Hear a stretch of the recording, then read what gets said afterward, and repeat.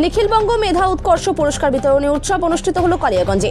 রবিবার দুপুরে শেঠ কলোনির প্রাইমারি স্কুলে নিখিলবঙ্গ প্রাথমিক শিক্ষক সমিতির ব্যবস্থাপনায় মেধা উৎকর্ষ পুরস্কার বিতরণী অনুষ্ঠান হয়। উপস্থিত ছিলেন এবিপিটিএ জেলা সম্পাদক নির্মল বোস এবং রিঙ্কু রজক, অয়ন দত্ত, সৌরভ কুণ্ডু, কৌশিক তালুকদার সহ শিক্ষক সংগঠনের অপর নেতৃত্ব।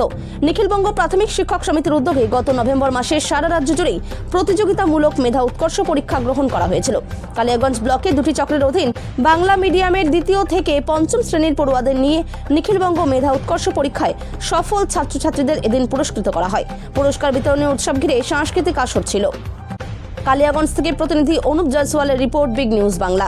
নিখিলবঙ্গ প্রাথমিক শিক্ষক সমিতি এক কথা হলো এবিপিটি এর উদ্যোগে সারা রাজ্য জুড়ে আমরা এই একটা পরীক্ষা নিয়েছিলাম গত নভেম্বর মাসে।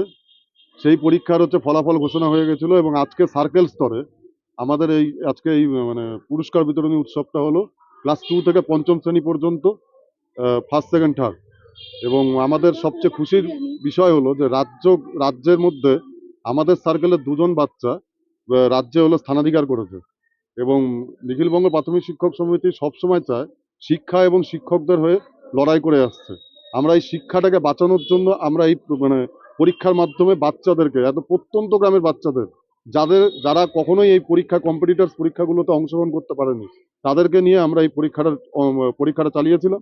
এবং সারা রাজ্যে 2.5 লক্ষর বেশি শিক্ষার্থী এই পরীক্ষায় বসেছিল। আমাদের সার্কেলে এবং দুটো সার্কেল মিলে কালিয়াগঞ্জ ব্লকের প্রায় 600 জন বাচ্চা এই পরীক্ষায় বসেছিল। আজকে তার সার্কেল 2 এর ফল মানে পুরস্কার বিতরণী উৎসবটা হলো। টোটাল 12 জন, ক্লাস 2, 3 মানে দ্বিতীয়, তৃতীয়, চতুর্থ, পঞ্চম মিলে টোটাল 12 জনকে আমরা এই পুরস্কারটা তুলে দিই।